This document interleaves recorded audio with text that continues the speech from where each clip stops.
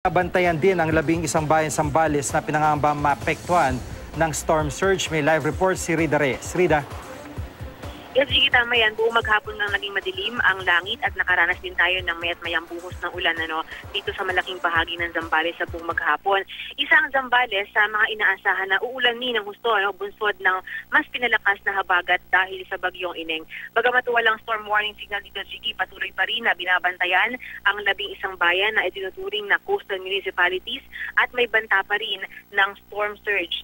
Sarado rin muna, Gigi, ang ilang beach resorts pero may ilang turista pa rin na ayaw magpaawat sa kanilang pag-swimming at pag-surf gaya na lamang yung kanina sa La Union na ipinakita natin. Maghapon mga umulan sa Zambales, umaasa ang mga residente na hindi na ito mas lalakas pa ngayong weekend para raw hindi na raw magdulot ng baha, partikular doon sa mga low-lying areas sa buong lalawigan. Gigi.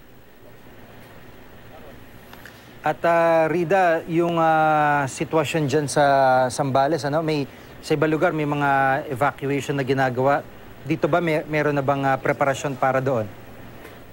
Dito kasi sa buong Zambales, Gigi, naka-blue alert sila since last night. So, sa buong maghapon natin, sa kabila ng on and off na pagbulan dito, wala silang evacuation naman na kailangan gawin dahil hindi sila kinailangan magligas ng mga tao dahil maayos naman yung naging preparasyon ng mga tao. Yung mga nasa may baybayin ay medyo umalis muna ng konti, nagpunta muna sa mas mataas na bahagi, pero hindi naman na sapat para kailangan pang silang ilipat sa mga evacuation center. Ito raw naman ay part ng kanilang normal na pamumuhay, kaya alam nila kung saan sila, saan yung safer place, kung saan sila muna lilipat. Pero in terms of evacuation, wala naman ditong naitala sa ngayon. Gayun pa man ay kung sakali raw magtutuloy-tuloy yung mga ulan hanggang weekend, ay nakahanda pa rin daw ang otoridad, Gigi.